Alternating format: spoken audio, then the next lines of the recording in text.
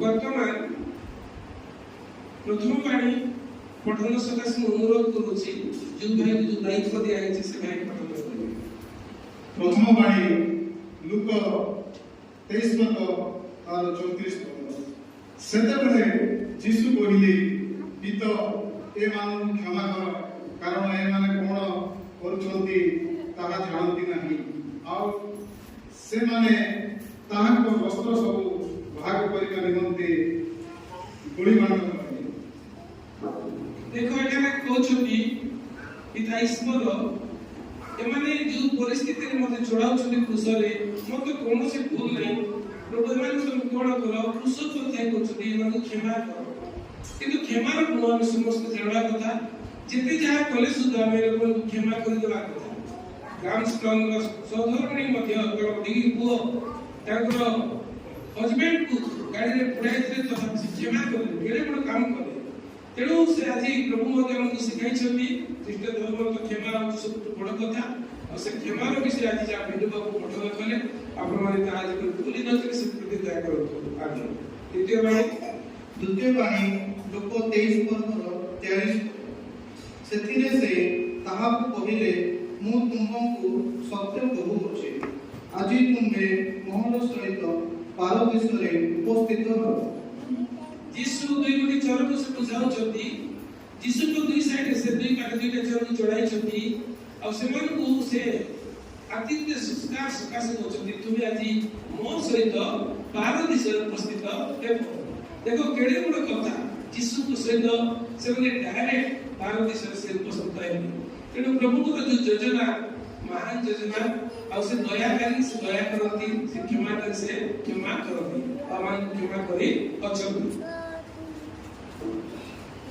तृतीय बाणी जोहन 19 पर्वर 26 पद जीसु आपणा माता और जो शिशु को प्रेम करुथिले तांको पाखरे ठिया होइबा देखि माता को कहिले गो नारी देखो तुम्हारा पुत्र।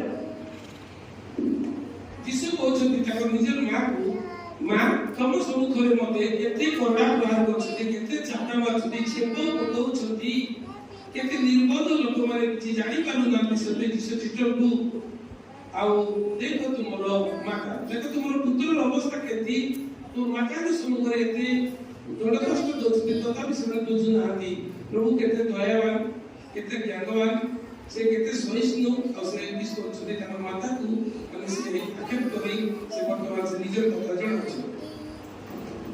चतुर्थ बाणी है माथ्यू 27 पर्व 46 पद और प्राय 3 घंटा समय रे यीशु उच्च स्वर रे डाकी कहिले एली एली लामा सबक्तानी अर्थात हे मोहर ईश्वर तुम्हे मते काहे की परित्याग करो। एठारे जो भाषा आरोण्य भाषा से एली एली लामा सबक्तानी अर्थात तार अर्थ होती हे मोहर ईश्वर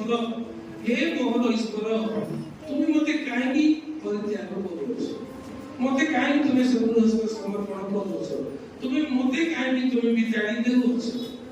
एली एली लामा सबक्तानी अर्थ होला हे मोहर ईश्वर का निज पिता को बोलछे कारण पिता परमेश्वर से अनुरोध करछे हे मोहर ईश्वर तुमे मते काहे की परित्याग मते काहे तुमे छाड़ी देलो बा परित्याग करो केडे दुखर कथा केते विपदर कथा केते आपदर कथा मोर पाई सब भोगिबा को पड़ला बोले से बहुत दुख रे से दुखित होई छ और से एई भाषा से बोले एली एली लामा सबक्तानी। पंचम बाणी जोहन 19 पर्व 28 पद एहा परे यीशु धर्मशास्त्रर वाक्य जेपरि सफल हुए एथि निमंते समस्त विषय एबे समाप्त होई अछि बोली जानि कहिले मते तृषा लागुछि। आमेन। जगतरो जेते कष्ट जेते बाधा जेते विघ्न जेते काढना हेले सुधा निजे संभाले सबु कष्ट सही एटा देखो खरा मास यीशुर जन्म होइतिला शीत मास किंतु ताकर मरण खरा मास रे होतो अत्यधिक खरा काली वर्तमान 34 माने 34% ଥିଲା। ତେଣୁ ସେ ଏଇ ମାସ ସେ କହୁଛନ୍ତି ବା ଏ ସମୟରେ କହୁଛନ୍ତି ମୋତେ ତୃଷା ଲାଗୁଛି, କାରଣ ଜୀବନଟା ଏତେ ବିକଳ ହଉଛି ଯେ କହିଲେ ନ ସରେ। ସେ ନିଜର କଥାକୁ ତାଙ୍କ ପିତା ପରମେଶ୍ୱରଙ୍କୁ ଜଣାଉଛନ୍ତି, ସେ ସମସ୍ତ ଲୋକଙ୍କ ସମ୍ମୁଖରେ ସେ ସ୍ୱୀକାର କରୁଛନ୍ତି, ଆଉ ସେ କହୁଛନ୍ତି ମୋତେ ଶୋଷ ଲାଗୁଛି ବା ତୃଷା ଲାଗୁଛି, ମୋତେ କିଛି ଜଳ ଦିଅ। ଆଉ ସେଇ ସମୟରେ ତାକୁ ଅମ୍ଳର ସମୟ ଦେଇଥିଲେ। ଆଉ ଷଷ୍ଠ ବାଣୀ ଯୋହନ 19:30 ସେଥିରେ ଯୀଶୁ ସେହି ଅମ୍ଳରସ ପାନ କରି କହିଲେ, ସମାପ୍ତ ହେଲା। ଆଉ ସେ ମସ୍ତକ ଅବନତ କରି ପ୍ରାଣ ତ୍ୟାଗ କଲେ।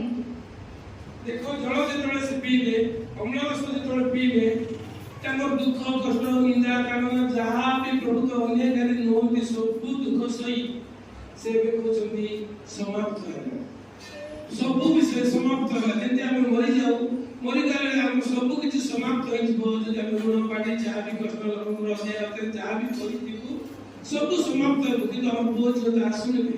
କିନ୍ତୁ ଯୀଶୁଙ୍କର କୌଣସି ପୁଅ ଝିଅ ନଥିଲେ, କୌଣସି ସ୍ତ୍ରୀ ନଥିଲେ, ନିଜର ପିତା ମାତା ବି ନଥିଲେ, କିନ୍ତୁ ତାଙ୍କ ସବୁ ବିଷୟ ସମାପ୍ତ ହେଲା ବୋଲି କହୁଛନ୍ତି। ଆଉ ସେ ଅମ୍ଳରସ ପାନ କରିଥିଲେ। ଆଉ ହେଲା ସପ୍ତମ ବାଣୀ ଲୁକ 23:40। ଆଉ ଯୀଶୁ ଉଚ୍ଚ ସ୍ୱରରେ ଡାକି କହିଲେ, ହେ ପିତା, ତୁଙ୍ଗ ଅବସ୍ଥାରେ ମୁଁ ଆପଣଙ୍କ ଆତ୍ମା ସମର୍ପଣ କରୁଅଛି। ଏହା କହି ସେ ପ୍ରାଣ ତ୍ୟାଗ କଲେ। ଦେଖ, ଯୀଶୁ ଏବେ ପିତାଙ୍କ ପାଖେ ସମର୍ପଣ ହଉଛନ୍ତି। ସେ ନିଜ ପିତାକୁ ଡାକୁଛନ୍ତି, ହେ ପିତା। ସେ କାହାକୁ ଡାକି ନାହାନ୍ତି, କିନ୍ତୁ ପିତା ତାଙ୍କୁ ସୃଷ୍ଟି କରିଛନ୍ତି।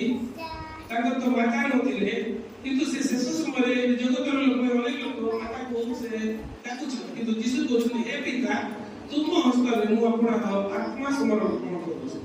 ଧର୍ମ ସମର୍ପଣ ପାଇଁ କି କୌଣସି ନିଜ ଆତ୍ମା ସମର୍ପଣ। ତେଣୁ ପ୍ରଭୁ ଯୀଶୁ ଖ୍ରୀଷ୍ଟ ଆଜି ସପ୍ତବାଣୀ ଆଜି ଆମର ଯୋଉ ପୁଅ ଝିଅମାନେ ଯାହା ପଢ଼ି ଶୁଣାଇଲେ, ମନରେ ଯେବେ ପୁରୀ ନଦୀ ସେ ପୂଜା କରନ୍ତୁ।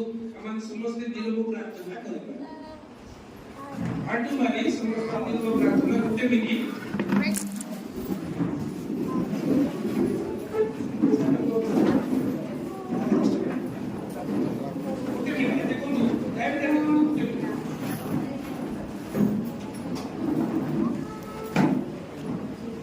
ଯୀଶୁଙ୍କ ପାଇଁ ଆପଣ ମନେ ମନେ ପ୍ରାର୍ଥନା କରନ୍ତୁ। ଆମ ପାଇଁ ସେ ସମାପ୍ତ କରିଛନ୍ତି।